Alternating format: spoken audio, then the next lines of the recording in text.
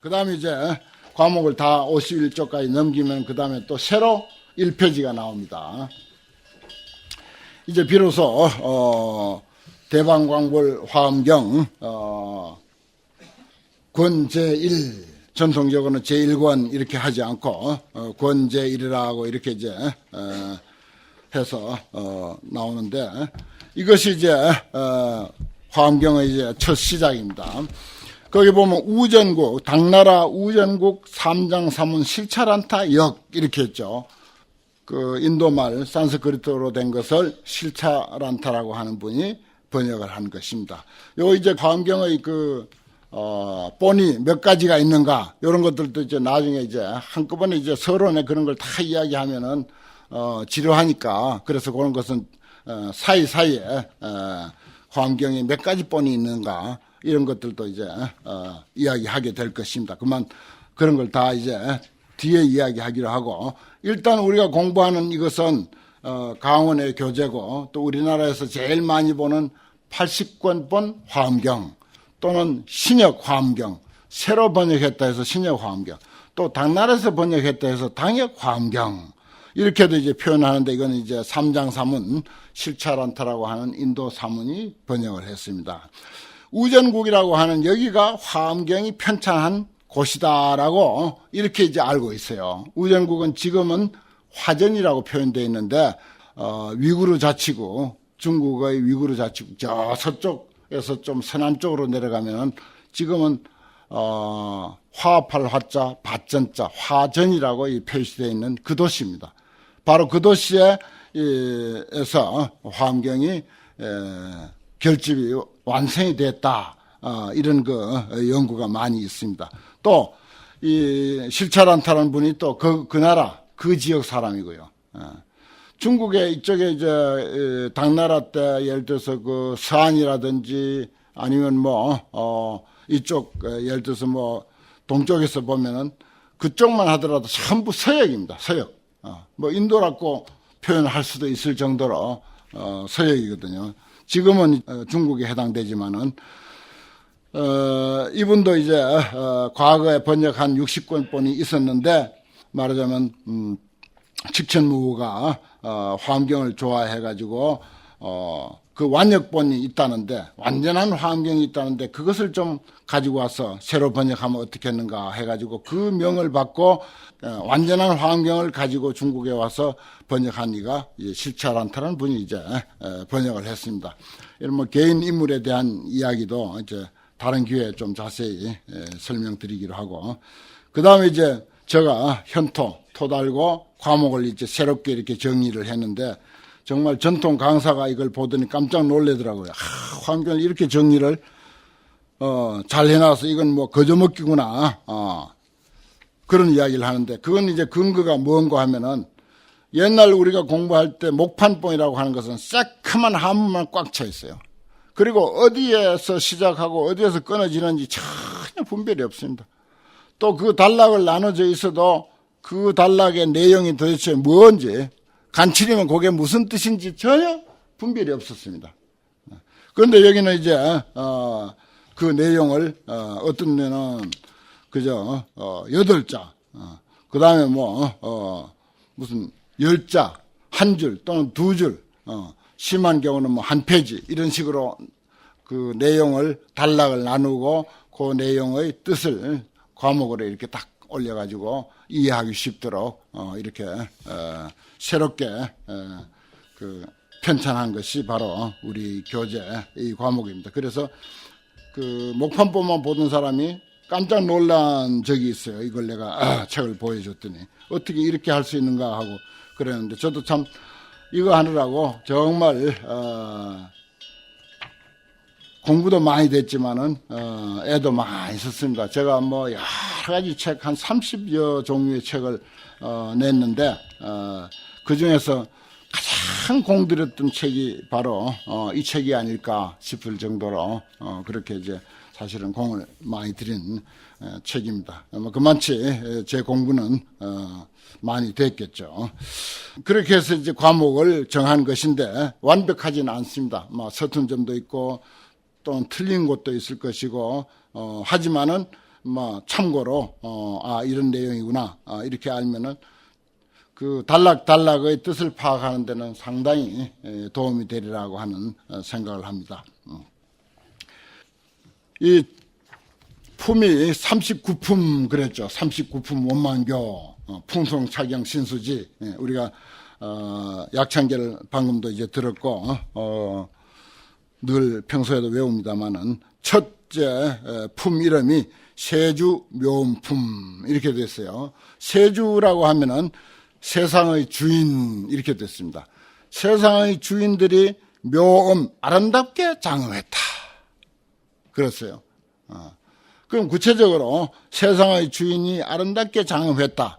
바로 이 자리에는 여러분 한 사람 한 사람이 개인의 승려 생활이에요. 개인의 인생이 어떻든 간에 바로 이 자리에서는 그 나름대로 전부 자기 몫을 하고 있고 제자리에 앉아 있고 자기 인생 살아갑니다. 다 그분의 입장에서 보면 전부 세상의 주인이야. 내가 중심이잖아요. 다 내가 중심인 거예요. 내 중심으로 세상은 이루어져 있어요. 어디 사람만 그렇습니까?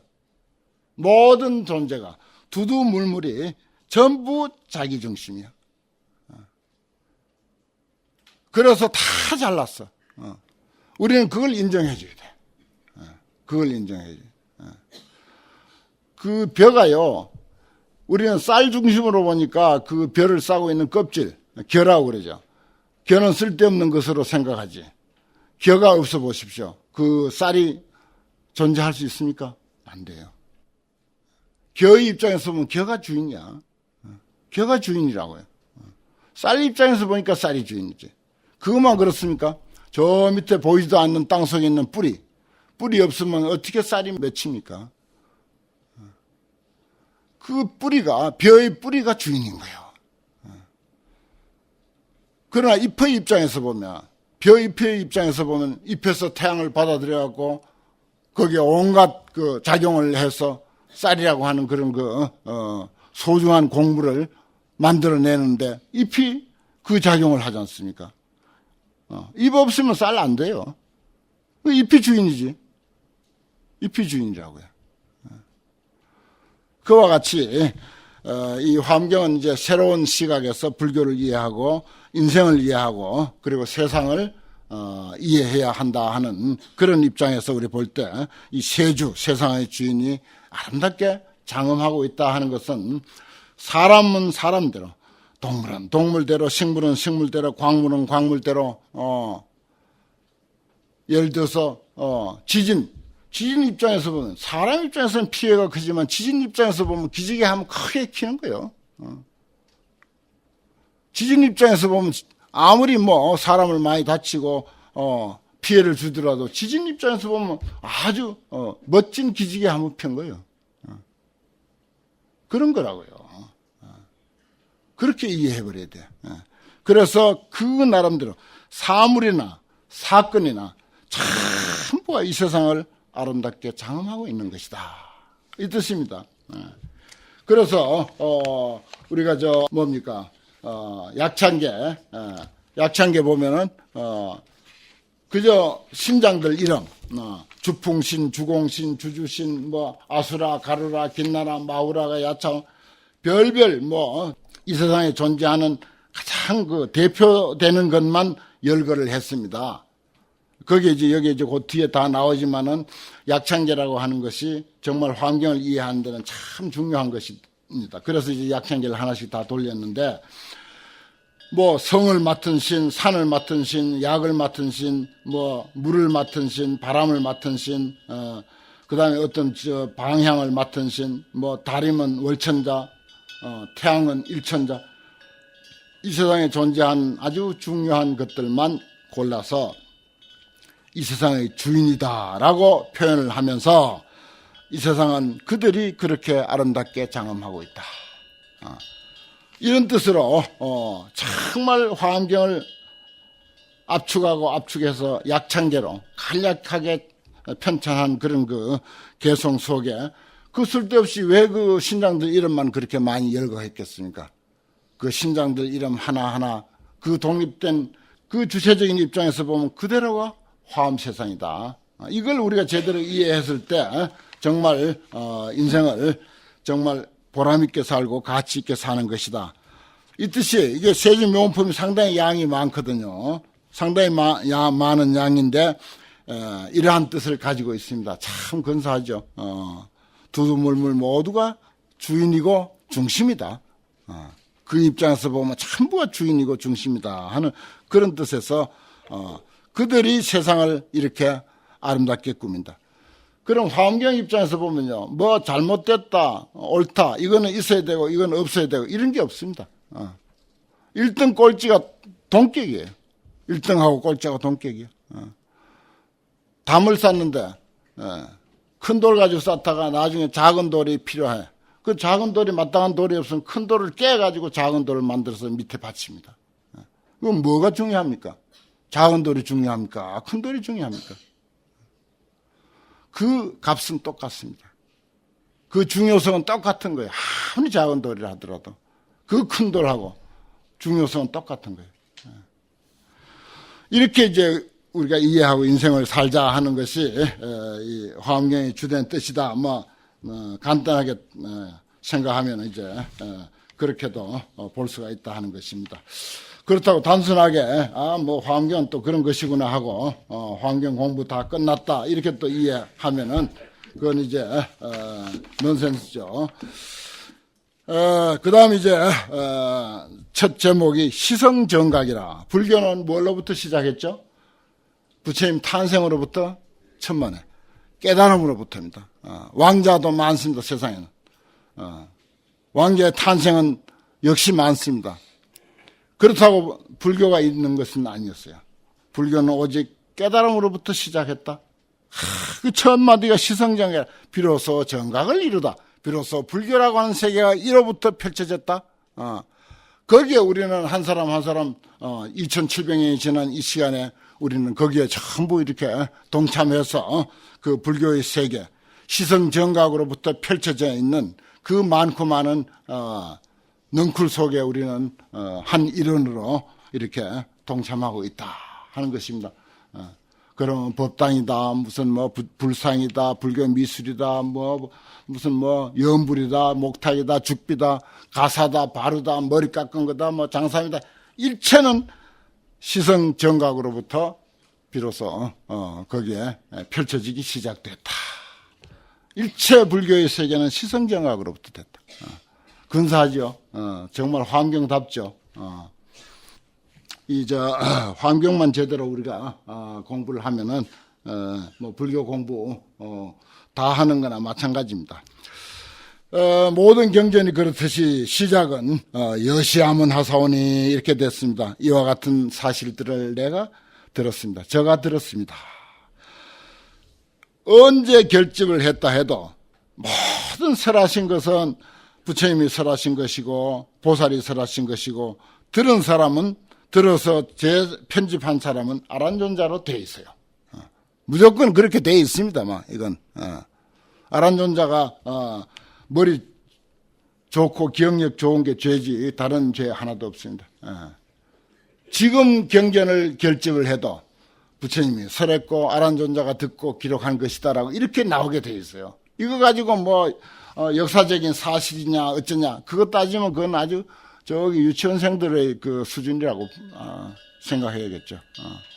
불교는 그런 차원이 아닙니다. 일시불이 한때 부처님이 지금 이 순간이 일시입니다. 그래서 일시예요. 한때라. 언제든지 화엄경을 펼치는 그 순간이 일시야. 부처님이 계셨다. 어디에? 마갈제국 아란야법 보리장중하사 시성정각 하시니라. 불생갑이라 성도 마갈타 설법바라나 인멸굿이라. 우리가 사시 공양할 때 늘 외우는 신념이 있죠. 여기에 나온 그대로 그야말로 마갈제국이라고 되어 있지만은 흔히 마갈타국이라고 그러죠. 거기 그야말로 부처님이 성도하신 부다가야입니다. 지금은 아라냐법이야. 고요한 법, 아주 적정법, 이렇게 이제 표현을 합니다. 적정법. 이거 뭐 육성치는 뭐 여기서부터 그런 거 진부하게 이야기할 필요가 없고 아라냐법 정말 모든 것이 눈앞에 이렇게 형상으로 소리로 존재하는데 그 존재 이전에 현상 이전의 본체의 입장 그게 아라냐예요. 적정. 그 도리에서부터 그 도리를 지니고 있는 보리장중 깨달음의 장소 깨달음의 장소입니다. 깨달음의 장소에서 시성정각하시다. 비로소 정각을 이루시다. 성도하셨다. 우리는 사실은 그 초파일 행사보다도요 성도제일 행사를 더 크게 해야 합니다. 몇 배 더 크게 해야 돼요, 사실은. 그래서 부처님의 깨달음을 만천에 널리 알리는 그런 그 어떤 방편으로 삼아야 합니다. 이 깨달음을 통해서 비로소 불교가 있게 됐고 환경이 있게 됐다. 다른 경전에는 이렇게 시성정각부터 나오는 경계 없습니다. 부처님이 깨달음을 이루셨다. 아니에요. 이거는 맨 처음 부처님이 깨닫고 나서 깨달음의 어떤 법률 속에 계신 그 37일 동안의 어떤 그 정신세계를 그린 것이기 때문에 바로 첫 깨달음에서부터 이렇게 시작하는 것으로 되어 있습니다. 그럼 깨닫고 나니 어떻다? 장엄. 우리가 보고 있는 이 세상 그야말로 제 눈의 안경이라고 전부 각자의 그 소견대로 각자의 깜냥대로 각자의 수준대로 또 각자의 어떤 그 지금 기분 많지만 세상을 봅니다. 지금 기분 많지만 세상을 이 법회를 이해하고 느끼는 것도 지금 각자의 기분만큼만 이해하는 거예요.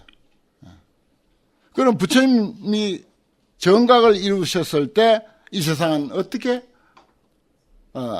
느껴왔던가, 이 세상은 어떻게 보이던가, 깨달음의 안목, 깨닫고 나서 세상은 어떻게 되어 있는가. 그러니까 깨달음의 눈으로 묘사한 세상이에요. 이걸 이제 일일이 다 열거하진 못하고 땅이 우선이니까 땅의 장엄, 그 다음에 보리수 밑에 앉았죠. 앉아서 깨달음을 얻었는데 보리수의 장엄, 그 다음에 궁전의 장엄. 궁전도 없었습니다, 사실은. 그런데 깨달음의 시각에서 보니까 어마어마한 궁전이야. 그리고 사자자의 장엄. 거기 지금도 가보시면 아시지만은 아주 차디찬 그저 바위. 그리고 보리수가 거기에 바위에 기대에 있었습니다. 거기에 길상초라고 하는 풀을 깔고 부처님이 일주일간 앉아 있었는데 그때 벌써 말라버리고 형편이 없었어요. 우리의 안목으로 보면은 그와 같이 평범하고 그저 연히 바위나 풀에 불과하지만은 깨달음의 시각에서 볼 때 이 세상은 그런 것이 아니더라 하는 것입니다. 오늘 예를 들어서 무슨 복권이 하나 당첨됐다. 큰 복권이 하나 당첨됐다 하면 세상은 전혀 달리 보일 것입니다. 그런데 하물며 대각 이 세상에 그 누구도 경험하지 못했던 큰 깨달음을 성취하신 부처님의 눈에 비친 그 땅은 어떠하겠는가. 첫마디가 기지가 견고하여 금강소성이라 그랬어요. 그 땅은 견고해서 다이아몬드로 이루어졌다. 다이아몬드로 이루어졌더라 이거예요. 나는 진짜 다이아몬드가 거기 널려 있는 거 하고 거기 부다가에 가서 곳곳에 쫓아다니면서 다이아몬드가 있는 거 하고 경계에 분명히 금강소성이라고 했으니까 다 주워가도 그래도 몇 개나 남았을 거라고 생각하고 훑어봤지만 하나도 안 보이더라고요. 왜 안 보이냐?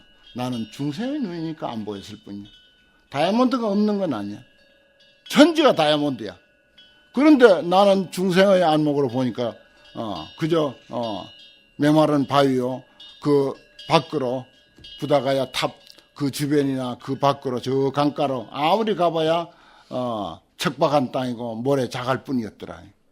내 눈으로 보니까 그런 거지. 그런데 깨달음의 눈으로 볼 때 금강소성이더라. 이렇게 이제 일단 해놓고 그 다음에 이제 좀 더 부연 설명합니다. 상묘보륜, 상묘하는 건 상자도 최고로 아름다운 보배 바퀴가, 그리고 그 중보화, 아주 여러 가지 보배로 된 꽃과 청정마니, 아주 훌륭한 마니도 이제 아주 감나가는 보물의 일종이죠. 감나가는 보물의 일종입니다. 그것으로서 구석구석이 꾸며져 있어. 땅이, 땅의 장엄이니까 구석구석이 꾸며져 있어. 이위 음식하고 잘 장엄되게 꾸며져 있고, 그리고 제색상해가 그랬어요.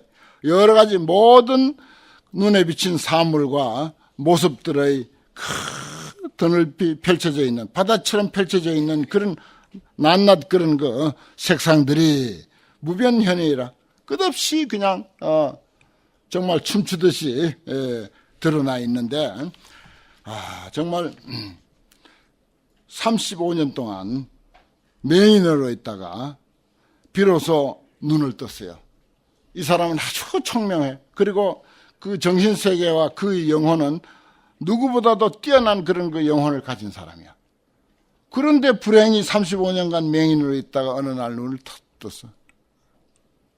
그리고 그동안 들어온 모든 세상사는 다 알고 있어. 그런데 눈을 탁 뜨고 보니까 이 세상에 펼쳐져 있는 그 무엇도 얼마나 감동적으로 가슴에 와 닿겠어요. 우리가 그걸 한번 상상해 봐야 돼. 35년간 아주 청명한 머리를 가진 그런 청년이 35년 만에 비로소 눈을 떴을 때 세상 하나하나가 얼마나 아름답게 비춰왔겠는가. 그러한 것을 우리가 상상하면서 부처님의 그 깨달음의 입장에서 그려놓은, 묘사한 이러한 그 땅의 장엄을 우리가 이해하려고 해야 됩니다. 제색상해가 무변 끝없이 펼쳐져 있으며, 만이위당이라, 만이라고 하는 아주 감나가는 보배로서 깃대가 되어 있어. 깃발이 아주 높은 깃대가 되어 있는데 상망광명이여, 그것은 그대로 항상 큰 빛을 발하고 있고, 빛만 발하고 있는 게 아니라 항출 묘우며 항상 아름다운 소리를 거기서 내고 있더라. 그리고 중보라망과 여러 가지 보물로 된 그물들과, 그리고 묘향 화영이, 아름다운 향기를 풍기는 아름다운 꽃들이 주잡 수포라 두루두루 한 곳에만 있는 게 아니고 여기저기 곳곳에 펼쳐져 있어. 주잡 수표에. 그리고 만이보왕이 변현자재라, 만이보배, 그 중에서도 만이로 된 수많은 보물 중에서도 제일 가는 그 보배가 있는데, 그것은 온갖 그런 그 변화를 자유자재로 나타내는 거예요. 변현자재하더라라고 하는 게 그 말입니다. 그냥 가만히 있는 게 아니에요. 죽은 듯이 가만히 있는 것이 아니고 온갖 그런 그 변화의 모습을 나타내고 있더라. 여기 보십시오. 만이란 말이 벌써 몇 번 나왔습니까? 그리고 보배 보자가 또 몇 번 나왔습니까? 다이아몬드에서부터 상묘, 보륜, 보화, 청정, 만이, 그리고 또 만이위당, 중보, 라망, 그리고 묘향, 화영, 그리고 만이보왕, 이렇게 이 세상에 있는 가장 값지고 아름답고 귀한 것들을 총망라해서 다 이끌어놨습니다. 아마 이보다 더 좋은 뭐가 있다면, 보물이 있다면 그것을 갖다가 표현했을 겁니다. 깨달음의 눈으로 세상을 볼 때는 그와 같다는 것입니다. 그리고 변현자재하며 무진보, 여기 화엄경에 우자가 자주 나옵니다. 비 쏟아지듯이 쏟아진다 이거예요. 비는 내릴 때 비예요. 내리지 아니하면 비라는 존재가 없습니다. 그래서 이 비우자는 항상 비 내린다라고 해석을 해야 돼요. 그렇지 않습니까? 비는 안 내리면 비가 없죠. 비라는 존재는 없어요. 비 내린다. 무진보, 다할 수 없는 보배와 그 다음에 그 중묘화, 여러 가지 아름다운 그런 꽃들을 비내려서 분산의지라 땅도 이미 다이아몬드로 이루어졌고 온갖 아름다운 마니보배로 이루어져 있는데 거기다가 또 온갖 무진장의 보물과 아름다운 그 꽃들로서 온 그 천지에다가 흩고 있더라 이런 말이에요. 그뿐인가 보수가 항열이야. 보배로 된 나무가 쭉쭉 이제 줄을 지어서 늘어서 있는 거죠. 항열이라고 그렇게 읽습니다. 줄을 지어서 늘어서 있고 그 보배나무는 또 지엽, 광무라, 가지와 잎은 아주 빛으로 아주 튼실하게 잘 자라서 빛을 발하고 아주 무성하게 되어 있다.